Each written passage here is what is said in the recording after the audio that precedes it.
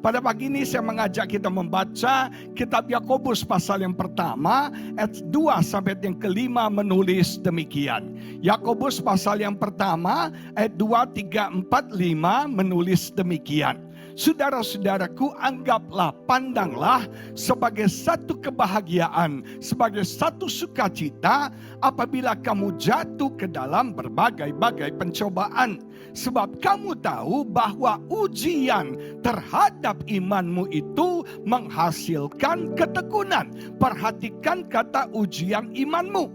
Dan biarkanlah ketekunan itu memperoleh buah yang matang, supaya kamu menjadi sempurna dan utuh dan tak kekurangan suatu apapun.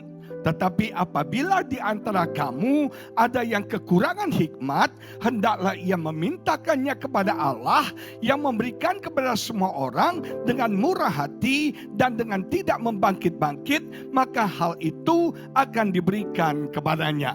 Nah, jemaat yang diberkati, dalam perjalanan iman kita mengikut Yesus, kita pasti mengalami satu masa-masa di mana Tuhan harus menguji iman kita.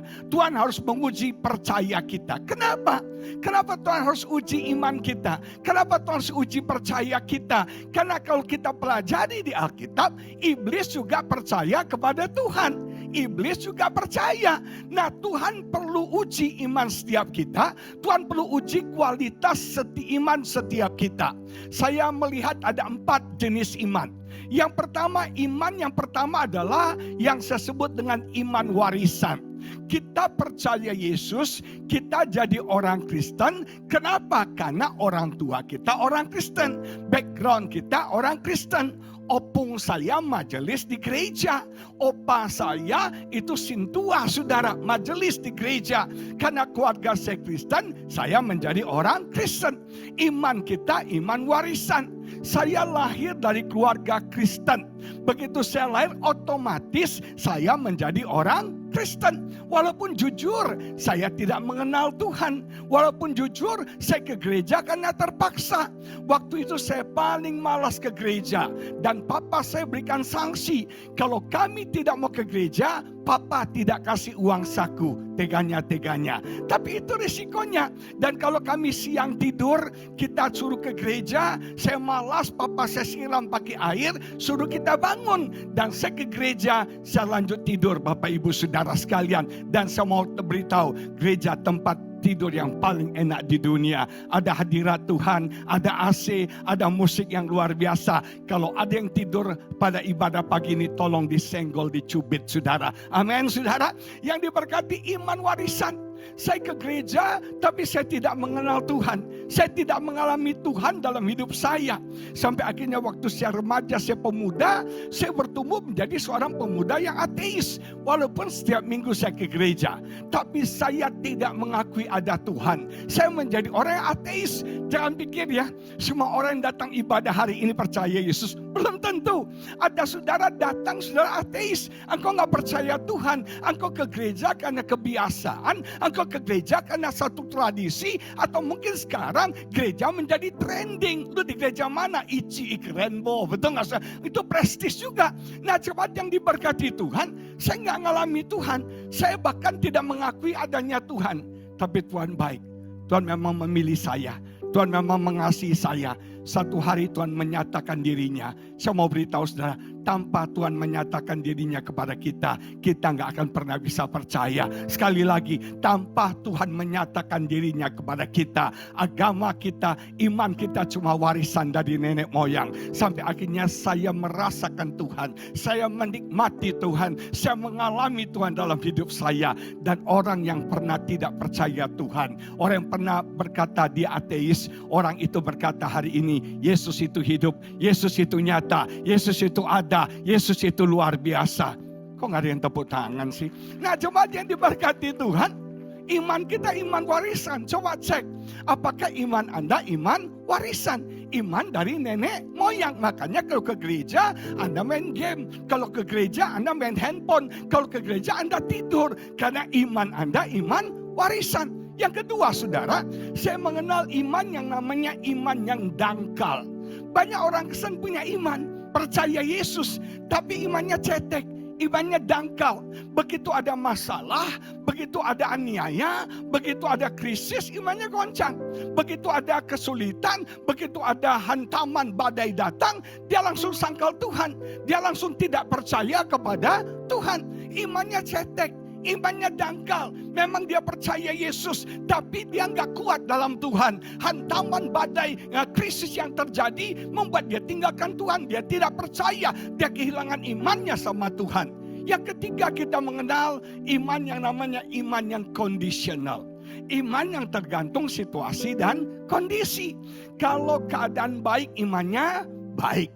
Kalau keadaan buruk, imannya drop. Kalau keuangannya baik, imannya baik. Kalau keuangannya buruk, imannya drop. Kalau kesehatannya prima, imannya sehat. Kalau kesehatannya tidak baik, imannya hancur. Imannya tergantung situasi kondisi yang ada. Tergantung apa yang sedang dialami. Tapi yang keempat adalah iman yang murni, iman yang asli, iman yang percaya kepada Tuhan. Apapun situasi kondisi yang terjadi, tetap kuat, tetap bertahan. Dan Tuhan mau iman seperti ini ada pada jemaat ICI di tempat ini. Amin, saudara. Nah, kita belajar iman seperti ini ada pada iman Sadrak, Mesak, dan Abednego. Perhatikan, Tuhan tidak meluputkan mereka dari nyala api yang begitu panas. Tuhan tidak meluputkan mereka dari krisis. Tuhan tidak meluputkan mereka dari pencobaan. Tuhan tidak meluputkan. Seringkali kita jadi orang yang cengeng, yang tidak mau ada masalah, yang selalu hidup ini bebas dari masalah. Sometimes, seringkali dalam hidup saya, Tuhan tidak luputkan kita dari masalah. Tuhan izinkan kita mengalami masalah. Tuhan izinkan kita mengalami pencobaan untuk menguji iman setiap kita. Dan iman Sadrak, Mesak, Abednego luar biasa.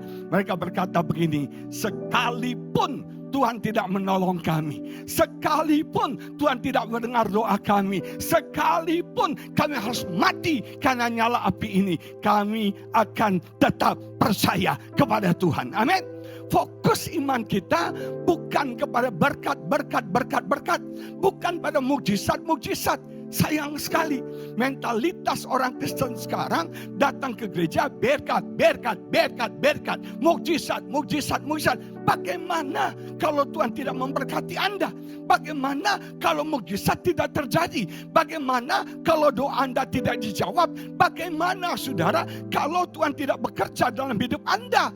Kita nggak bisa ngatur Tuhan. Dia selama-lamanya adalah Tuhan. Dia ada bukan untuk melayani kita, tapi kita ada untuk melayani Dia. Yang sepakat katakan amin. Kita nggak bisa atur Tuhan, semuanya tergantung Tuhan.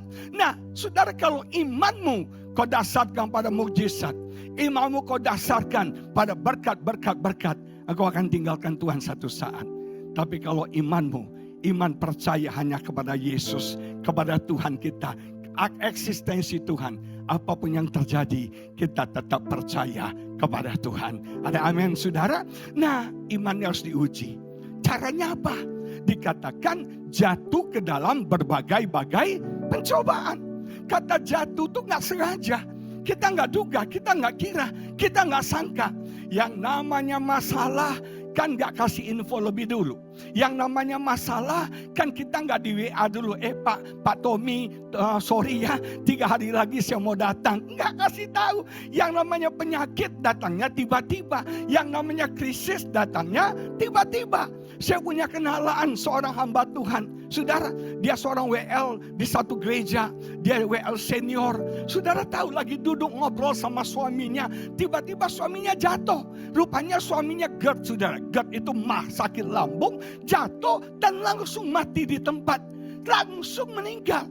Tidak mengira sama sekali. Lagi ngobrol, lagi ketawa-ketawa. Suaminya bilang, mah aku sakit, perutku gak enak. Langsung jatuh, mati saudara sekalian. Meninggal langsung. Saudara, tiba-tiba. Gak diduga, gak direncanakan, gak siap. Yang namanya masalah datang tiba-tiba. Dan pencobaan yang kita alami, Alkitab berkata berbagai macam. Mungkin kita mengalami goncangan dalam hidup kita. Kalau Bapak Ibu pelajari di Alkitab, kata pencobaan itu muncul 2 kali. Yang pertama di ayat yang kita baca, yang kedua di ayat 14. Dikatakan setiap orang dicobai oleh. Muncul 2 kali kata pencobaan. Apa artinya? Kok yang satu bilang diizinkan Tuhan, yang satu bukan dari Tuhan? Artinya apa? Pencobaan yang pertama itu pencobaan yang datang dari luar. Pencobaan dalam ayat 14 itu adalah pencobaan yang datang dari hawa nafsu kita, yang datang dari dalam diri kita. Mungkin kita sebut godaan lebih tepat. Yang pertama pencobaan, yang kedua godaan. Nah, pencobaan yang pertama itu mungkin goncangan yang kita sedang alami hari-hari ini. Yang datang dari situasi, yang datang dari kondisi, yang datang dari orang-orang di sekitar kita. Mungkin hari-hari ini ekonomimu tergoncang. Sedang terjadi goncangan dalam ekonomi. Dunia sedang mengalami krisis ekonomi. Seorang teman memprediksi 2025 akan ada resesi ekonomi besar. Saudara, sekarang semua barang mahal. Dulu kalau kita ke supermarket, kita belanja 500.000, sudah bawa macam-macam barang. Banyak barang. Sekarang 500.000 cuma dapat apa? Nggak banyak, saudara. Dulu kita beli makan di restoran, kita makan gurame, harga 150.000, guramenya segede ini. Tapi sekarang gurame mengalami resesi, harganya sama, guramenya segede ini, saudara.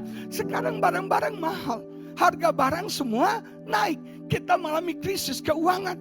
Ada berapa banyak pengusaha datang menangis sama saya. Mereka berkata, Pak, usaha saya bangkrut. Pak, bisnis saya bangkrut. Pak, saya udah gak ada income. Saya punya teman, saudara, seorang pengusaha, dia pengusaha hebat, dia impor barang dari Cina. Dan barang produknya sempat terkenal di Indonesia. Dia diberkati luar biasa. Bisa bangun rumah sekian puluh miliar. Punya aset ini, aset itu, aset ini. Beberapa waktu lalu dia ketemu saya, dia nangis. Pak, saya bangkrut. Saudara, siapa yang duga dia bangkrut? Saya kaget. Hah? Masa bangkrut? Sebegitu hebat, sebegitu sukses, bisa bangkrut. Yang namanya krisis bisa datang pada siapa saja. Dia nggak pilih orang, saudara. Dan seringkali nggak salah alamat lagi, saudara. Amin. Kita bisa mengalami krisis goncangan dalam keuangan kita. Kita bisa mengalami krisis dalam kesehatan kita. Saya nggak pernah kira 2014 saya sakit. Saya hipertensi, saya punya tensi gak mau turun-turun. Ternyata waktu dicek, saya mengalami gagal ginjal, saudara. Ginjal saya rusak 50%. Kaget, syok, gak duga, gak kira, gak pernah diperhitungkan. Sebelumnya saya akan gagal ginjal. Krisis bisa terjadi dalam hubungan kita. Saya melihat hari-hari ini goncangan terjadi dalam hubungan kita.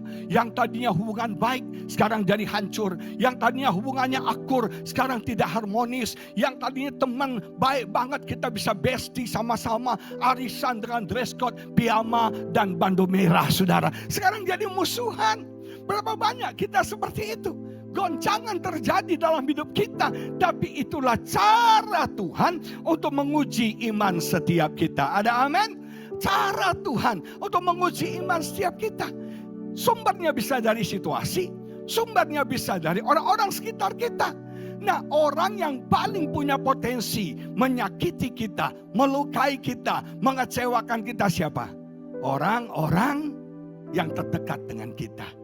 Daud katakan, sahabat karibku, sahabat karibku, bestiku, teman kepercayaanku, bergaul dengan baik, teman baikku, sama-sama ke rumah Tuhan. Saya tahu teman sepelayanan, teman satu gereja, ketika menyakiti kita, sakitnya tuh di sini, di sini, di sini, sakitnya luar biasa. Kita tidak bisa menahan orang untuk tidak melukai kita. Kita nggak bisa bilang, om, tolong jangan kecewakan saya. Ibu Irene, tolong jangan sakiti saya. Gak bisa. Semua orang bisa menyakiti kita. Tapi Anda harus memilih mau sakit hati atau tidak. Itu keputusan ada di tangan Anda. Dulu kalau saya dikecewakan, kalau saya dikritik, saya dibully, saya difitnah, saya marah. Saya marah. Saya paling gak bisa diperlakukan tidak adil. Saya paling gak bisa lihat ketidakadilan terjadi. Saya marah, saya berontak, saudara. Tapi sekarang saya tahu itu cara Tuhan menguji iman saya. Apakah saya tetap kuat di tengah-tengah goncangan yang terjadi? Saudara, goncangan Tuhan izinkan terjadi supaya yang tidak tergoncangkan itu ada di dalam setiap kita. Dan saya berdoa iman kita bukan iman yang tergoncangkan. Iman kita unshakable faith. Iman yang tidak tergoncangkan. Amin saudara. Amin. Nah coba yang diberkati, Tuhan izinkan goncangan terjadi. Tuhan proses kita melalui goncangan untuk menguji iman kita. Ada yang mengalami krisis keuangan, ada yang mengalami krisis kesehatan, ada yang mengalami krisis dalam rumah tangga, ada yang mengalami krisis dalam pelayanan. Setiap kita mengalami krisis. Semua orang punya masalah. Amin.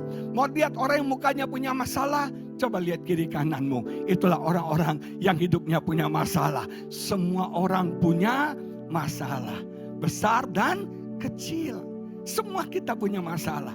Tapi itu cara Tuhan untuk menguji iman setiap kita. Tahu gak saudara musuh kita apa? Musuh kita bukan cuma iblis. Musuh kita adalah kenyamanan. Orang kalau sudah nyaman, dia gak punya keinginan hidup lebih baik lagi. Orang kalau sudah nyaman, gak punya kreativitas lagi. Udah nyaman, gak perlu kreativitas lagi, gak perlu punya keinginan lagi. Orang kalau nyaman, semangat juangnya mati, saudara sekalian. Maka dari itu Tuhan perlu goncang hidup kita supaya kita boleh semakin luar biasa di dalam Tuhan. Amin. Nah cepat yang diberkati, Alkitab berkata apa yang harus kita lakukan ketika kita mengalami goncangan, ketika kita mengalami pencobaan. Alkitab berkata, anggaplah sebagai satu kebahagiaan. Dalam bahasa Inggris bagus, let it be an opportunity of joy. Kita harus bisa melihat masalah kita, pergumulan kita, krisis kita sebagai kesempatan. Betul? Kata krisis dalam bahasa Chinese, sorry ya, walaupun muka saya mirip Lee Min Ho gini, mirip Andy Lau, saya nggak pintar bahasa Chinese. Saya cuma tahu ini poyo paksa dan saya sudah dapat saudara. Nah katanya kata krisis itu huici atau cihui yang bisa berarti bahaya, kesempitan, bisa berarti kesempatan. Nah kalau kita sebagai orang percaya, Alkitab berkata kita harus melihat pencobaan kita. Kita harus melihat goncangan yang kita alami. Kita harus melihat saudara masalah yang terjadi dalam hidup kita sebagai satu kesempatan. Lihat kiri kan bilang kesempatan. Amin.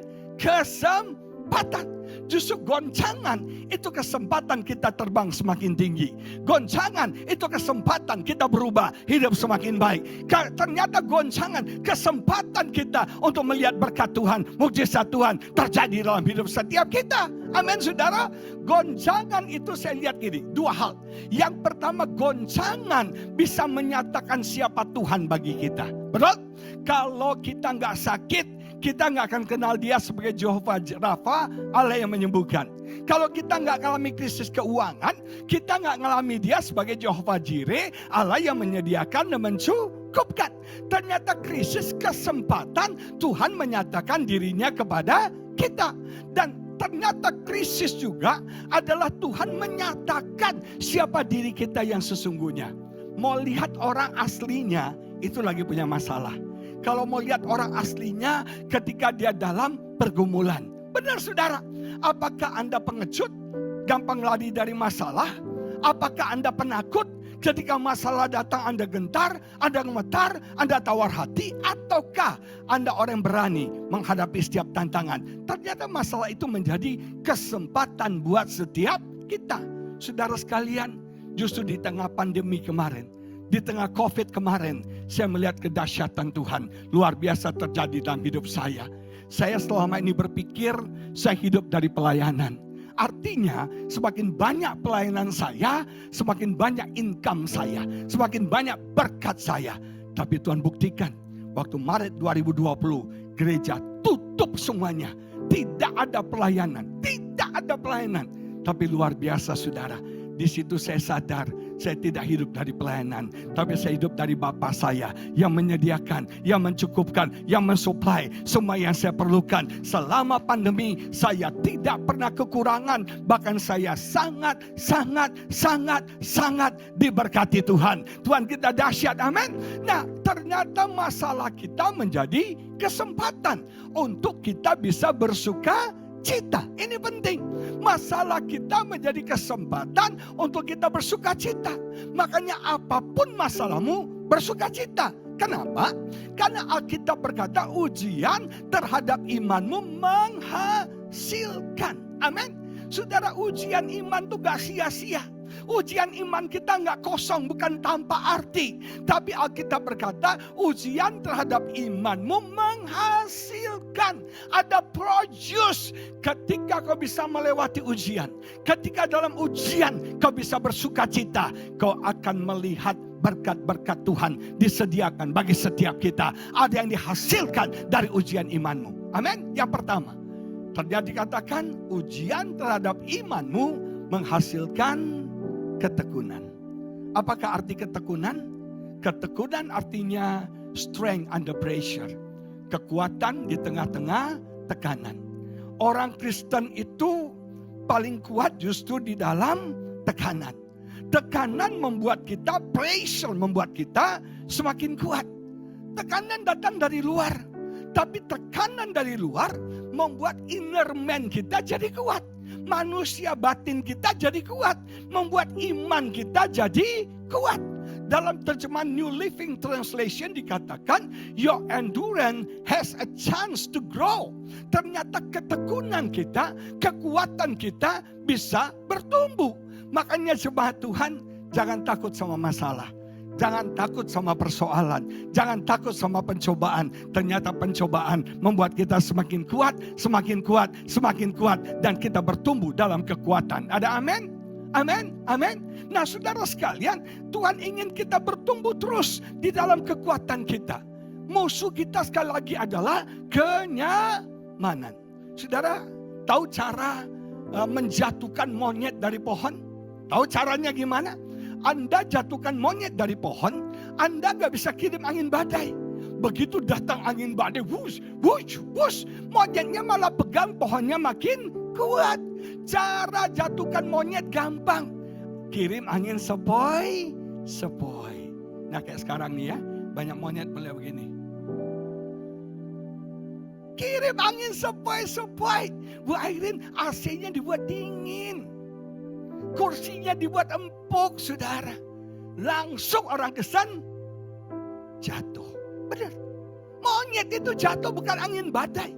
Tapi monyet jatuh karena angin sepoi, sepoi. Dia lagi pegang pohon, angin sepoi, sepoi. Jatuh dia. Orang kesan jatuh bukan dalam tekanan. Tapi orang kesan jatuh dalam kenyamanan. Saya mau tanya ya, kita doanya paling dahsyat waktu krisis atau waktu nyaman? Masih ada orang gak sini ya? Saya rindu ya, saya ini tipe berbeda sama yang lain mungkin ya. Saya tuh ingin saudara bukan seperti penonton tenis. Tahu penonton tenis? Penonton tenis kan ninggal Eropa tuh saudara. Mau main tenis, pukul-pukul mereka duduk diam. Kalau ada yang bagus, tepuk tangan sedikit. Saya pengen saudara seperti penonton bola. Tahu penonton bola, oleh, sampai buka kaosnya, tapi mau buka kaos awas jangan. Oleh, betul nggak? Nah, saya ingin hari ini, pagi ini, kita jadi penonton bola. Jadi kalau ada kata-kata yang memberkati saya, katakan amin. Katakan haleluya, katakan glory, yes pastor, preach it, itu amin. Halo, nah saudara, cuma yang diberkati Tuhan, justru dalam badai, kita itu semakin kuat. Dalam ujian iman, kita menghasilkan kekuatan. Aniaya yang membuat orang Kristen kuat. Saya kemarin ketemu seorang hamba Tuhan senior. Dia bilang sekarang gereja perlu mengalami aniaya. Kenapa Pak? Kaget saya. Kok bisa jangan? Dia bilang kalau ada aniaya, itu gereja bersatu Pak. Gereja kompak Pak. Gereja bisa berdoa bersama-sama. Kalau sudah nyaman, sendiri-sendiri lagi Pak. Cepat yang diberkati tahu korma ya. Ada yang kemarin ke Israel ya. Kena apa Hamas ya. Nah saudara sekalian, tahu korma ya? Tahu nggak cara biji korma ditanam? Biji korma itu kan kecil. Dan kita tahu ditanamnya di padang gurun pasir. Pasir itu saudara labil. Dia bisa tergantung arah angin. Angin ke sana dia terbang ke sana. Angin ke sini dia terbang ke sini. Caranya itu pasir digali sekian puluh meter. Dan biji korma ditaruh, ditanam harus ditimpa pakai batu sekian puluh kilo. harus ada batu yang menimpa. Dan hebat, biji korma mulai berakar. Dia mulai berakar. Dia mulai berakar. Dan apa yang terjadi? Dia mencari air. Ketika dia mencari air, dia kuat, dia mulai bertunas. Dan hebatnya, ada satu kekuatan dari bawah yang akan mendorong dia, saudara sekalian, sehingga batu yang begitu sekian puluh kilo bisa hancur. Apapun tekanan dalam hidupmu, apapun masalah dalam hidupmu, berakar sama Tuhan. Cari Tuhan sungguh-sungguh, datang sama Tuhan sungguh-sungguh. Ada kekuatan yang luar biasa, sehingga kau tidak kalah, tapi kau lebih daripada pemenang. Justru dalam krisis kita cari Tuhan sungguh-sungguh. Justru dalam krisis kita berdoa sungguh-sungguh. Saya bisa lihat ya, jemaat punya masalah, nggak punya masalah bisa lihat. Kalau Anda nggak punya masalah, dengar khotbah begini nih. Perlu didoakan punya masalah. Benar nggak? Benar sih. Kalau dia lagi punya masalah, dengar khotbah itu melotot, saudara. Itu dia. Nah, jemaat yang diberkati, saudara percaya nggak? Orang berdoa bukan karena dengar khotbah doa. Orang berdoa bukan karena ikut seminar doa. Tapi krisis membuat kita berdoa. Amin. Dan itu membuat kita semakin kuat, semakin kuat, semakin kuat, semakin kuat. Yang kedua, apa yang dihasilkan oleh ujian iman? Yang dihasilkan dari ujian iman adalah kamu akan menjadi sempurna dan utuh dan tak kekurangan suatu apapun. Artinya adalah karakter kita disempurnakan. Karakter kita didewasakan. Tahukah saudara, pencobaan, ujian iman yang kita alami, itu cara Tuhan memproses karakter kita. Kata karakter dalam bahasa Latinnya engrave, yang artinya kaca yang diukir. Kaca yang diukir artinya sakit, artinya nggak enak, artinya pedih, perih. Yang namanya proses penyempurnaan karakter itu nggak nyaman. Yang namanya proses penyempurnaan karakter itu, saudara, nggak sakit buat kita, sakit sekali buat kita. Tapi itu cara Tuhan mendewasakan karakter kita. Saya orang kolerik. Saya orang kolerik. Orang kolerik itu tegas, disiplin, orangnya bertanggung jawab, orangnya inisiatifnya kuat, itu kolerik. Tapi kelemahan orang kolerik, syaraf teganya putus, saudara. Jadi jangan mengharapkan saudara minta bantuan sama saya akan bantu saudara. Saya teganya tinggi, saudara. Saya pernah doain satu om, saudara. Om itu bilang dia sakit kanker paru-paru. Dia bilang, Pak Pendeta, Tuhan jahat.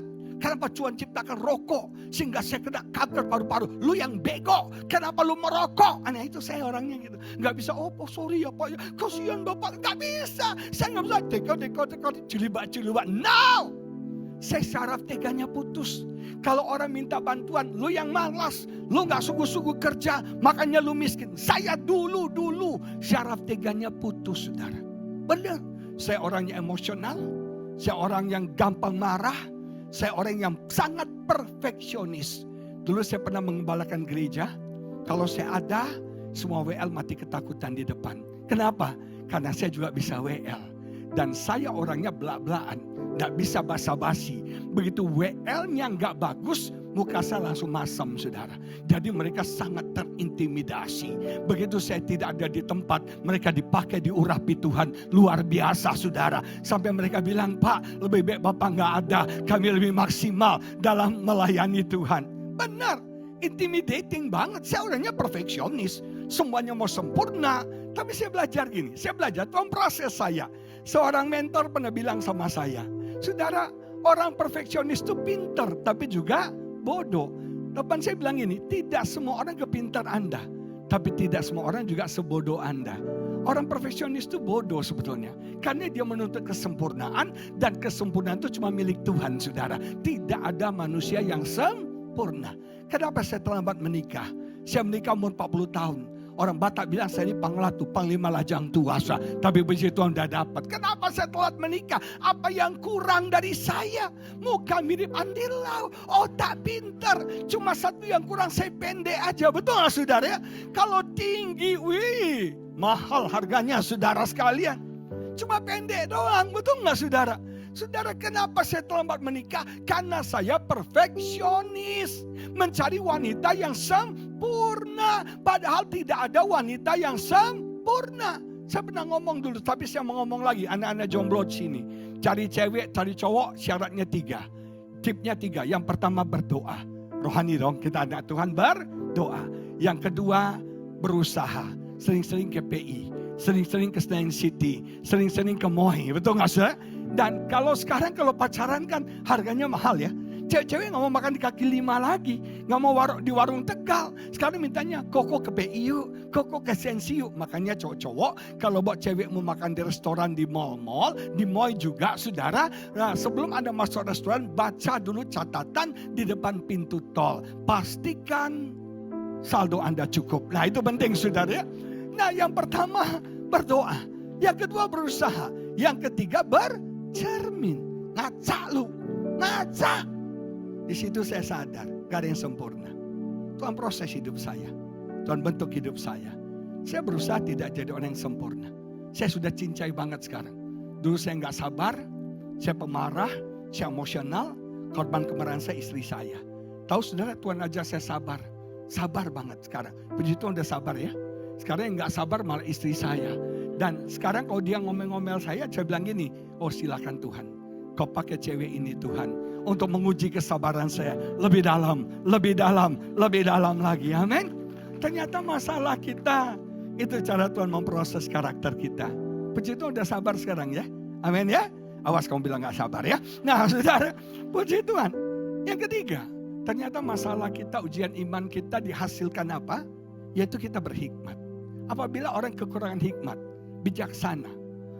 Saudara, kata hikmat itu Sofia. Artinya apa? Kemampuan untuk menerapkan kehendak Tuhan dalam situasi yang sedang kita alami. Semua kita punya masalah yang berbeda-beda.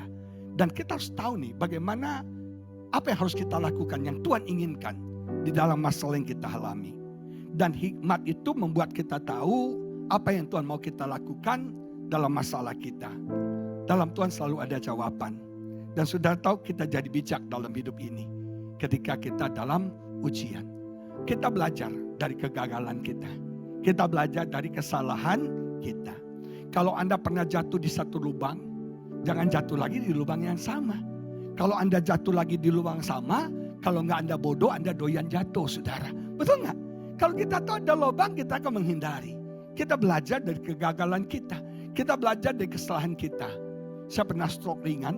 Sebelum saya gagal ginjal, saya pernah stroke ringan. Dan saudara, saya belajar untuk kita sehat. Yang pertama harus punya pola hidup yang benar. Pola hidup harus benar. Kenapa saya stroke? Saya dulu pemarah, emosional, saya gampang stres, gampang depresi. Walaupun saya hamba Tuhan saudara. Saya tensinya tinggi sampai saya stroke. Tapi sekarang saya bertobat gara-gara apa?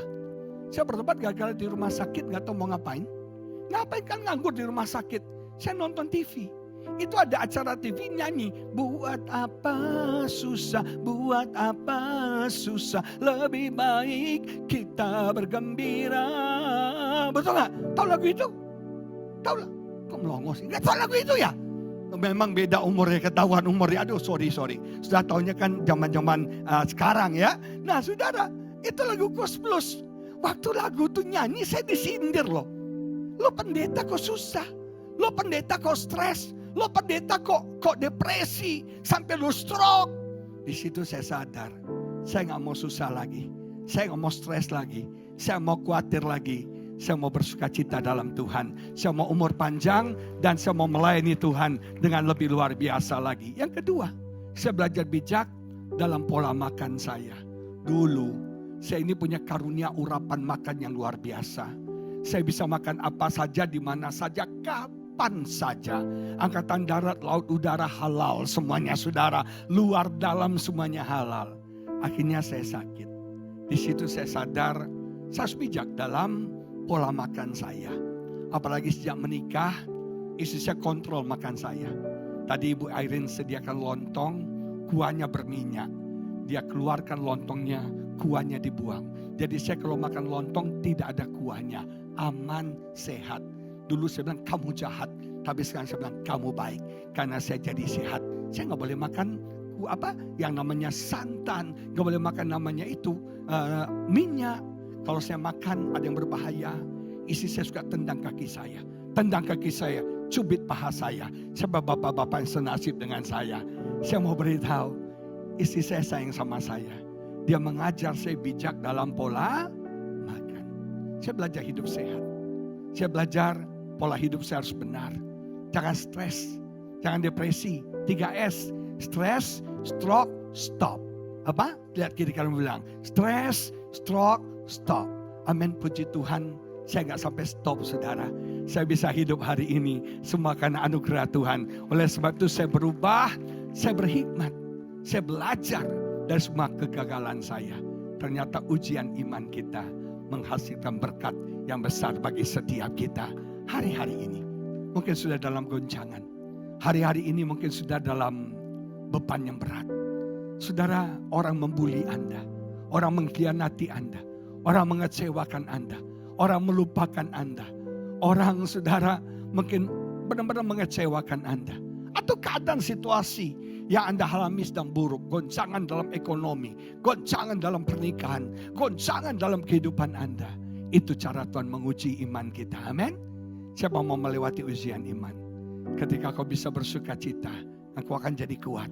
Karaktermu disempurnakan dan engkau jadi berhikmat.